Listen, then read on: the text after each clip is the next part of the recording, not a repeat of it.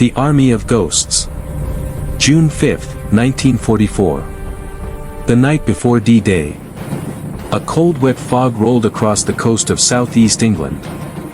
The wind carried the smell of fuel oil, steel and salt water. The sky was dark and heavy and the sea below was restless. It was the kind of night where history hides in silence. If a German reconnaissance pilot had flown over the fields of Kent that night, his heart would have stopped. Below him stretched the greatest concentration of military power the world had ever seen. Rows of Sherman tanks stood bumper to bumper across open fields. Heavy artillery guns pointed toward the English Channel. Landing craft filled the rivers and ports. Barracks overflowed with soldiers. Supply depots stacked with fuel, food and ammunition. More than 1 million American troops appeared ready to launch the largest invasion in human history. And standing at the center of it all was the one man Adolf Hitler feared more than any other. General George S. Patton. German intelligence officers studied their reconnaissance photos. They listened to intercepted radio traffic. They watched troop movements through binoculars from the French coast. Every report told the same story: Patton is here. The Americans are ready. The attack will come at Calais. So Hitler ordered his strongest divisions to Calais. He sent his elite SS Panzer units. He positioned his deadly Tiger tanks. He prepared for the storm. But there was only one problem. The tanks were made of rubber. The artillery guns were plywood and canvas. The landing craft were wooden frames. The radio chatter was a script read by actors. And the million soldiers did not exist. George Patton was commanding an army of ghosts. An army of balloons. An army of lies. While the real invasion fleet sailed silently toward Normandy, Hitler stared at a fake army only 200 miles away. He was so terrified of Patton that he refused to believe his own eyes. This is the true story of Operation Fortitude. The greatest deception in the history of warfare. The story of how a handful of artists, sound engineers and spies fooled the entire Nazi empire. And what Hitler said when he finally realized the army he feared most was nothing but hot air. To understand why the Allies built a fake army, we have to look across the water at what they were facing. The Atlantic Wall. By 1944, Hitler had turned the coast of Europe into a fortress. Thousands of miles of concrete bunkers. Millions of mines buried beneath sand and soil. Machine gun nests built into cliffs. Steel obstacles planted in the surf. Underwater traps designed to tear the bottoms out of landing ships. The Atlantic Wall stretched from Norway to the Spanish border. Field Marshal Erwin Rommel, the legendary Desert Fox, was placed in charge of defending it. Rommel was brilliant. He knew the Allies were coming. And he knew the only chance Germany had was to crush the invasion at the beaches. If German tanks could strike while Allied troops were still unloading equipment, it would be a massacre. The beaches would become graveyards. The Allies knew they could not hide an invasion of this size. You cannot hide 5,000 ships. You cannot hide 150,000 men. You cannot hide the largest armada ever assembled.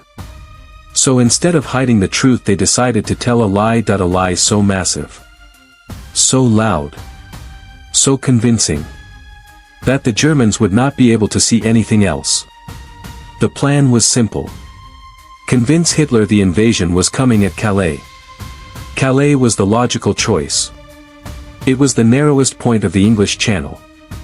It was the shortest route to Germany. It was where German V-1 rockets were being launched. But to sell the lie, they needed a star, they needed a commander the Germans feared. A man they respected. A man they believed would lead the main attack.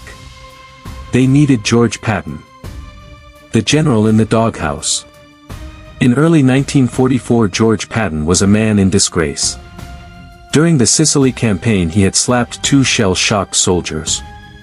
The incident became public and the American people were furious. Newspapers demanded his removal. Eisenhower stripped him of command. Patton was sent to England and placed in a farmhouse with nothing to do. He wrote in his diary, "I am a racehorse in a barn. I am useless. The war is passing me by." Patton wanted to fight. He wanted to lead troops into battle. He wanted to destroy the enemy. Instead he was stuck in the countryside watching the war from a distance. Then Eisenhower called him in. "George I have a job for you. You are going to command the 1st United States Army Group." Patton straightened up. "An army group? That is bigger than an army. How many men?" Eisenhower smiled, "None, George. You have no men. You have no tanks. You are commanding a ghost army." Patton was furious. He wanted to fight, not perform in a play. But Eisenhower explained the stakes. "The Germans think you are our best general.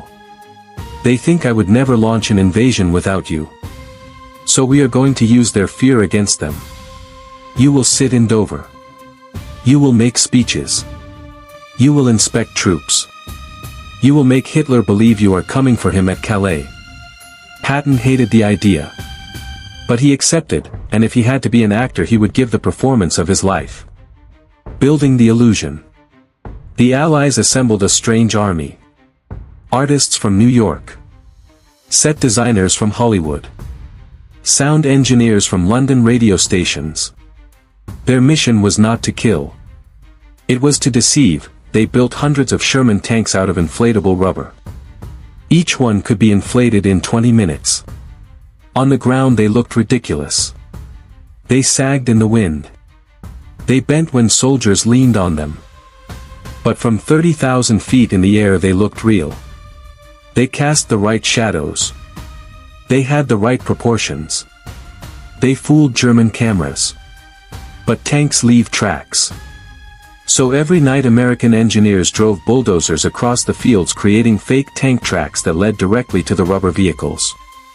They built fake landing craft and floated them in rivers. They painted them with oil so they reflected light like steel. They built fake airfields with plywood airplanes. Sometimes strong winds flipped the planes over. Soldiers had to run out and flip them back before German planes passed overhead. But visuals were only half the deception. The real trick was sound. The radio war. A real army generates massive electronic noise. Orders for fuel. Requests for ammunition. Reports on wounded soldiers.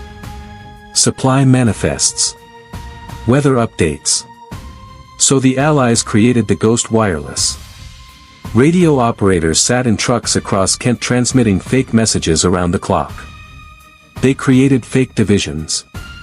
Fake regiments. Fake generals. They scripted entire conversations. One operator transmitted. Request 50,000 gallons of fuel for 6th Armored Division. Another replied. Fuel delayed, convoy stuck near Dover. They talked about sports. They talked about weather. They talked about a wedding a fake sergeant was planning. They created a pattern of life. German intelligence intercepted every transmission. They triangulated the signals. They mapped the locations. Their conclusion was terrifying. There must be at least 50 divisions in Kent. Patton is preparing to attack Calais. Hitler was convinced. But the final piece of the puzzle was the most dangerous of all. The spies, the double-cross system. British intelligence had captured nearly every German spy operating in Britain. Those who refused to cooperate were executed. The rest were turned. The double-cross system. The most famous of them was a Spaniard named Juan Pujol Garcia. Code-name Garbo. Garbo was a genius. He convinced the Germans he ran a network of 27 agents across England. In reality he sat in a London office making everything up. He sent thousands of messages to Berlin. I have seen tanks in Dover. I saw Patton inspecting troops. I saw Third Army patches. His reports were so convincing Hitler awarded him the Iron Cross. A Nazi medal given to a British spy. In late May Garbo sent a critical message. The troops in Dover are being issued vomiting bags. This means a sea crossing is imminent. The attack will come at Calais. In the Wolf's Lair, Hitler studied the map.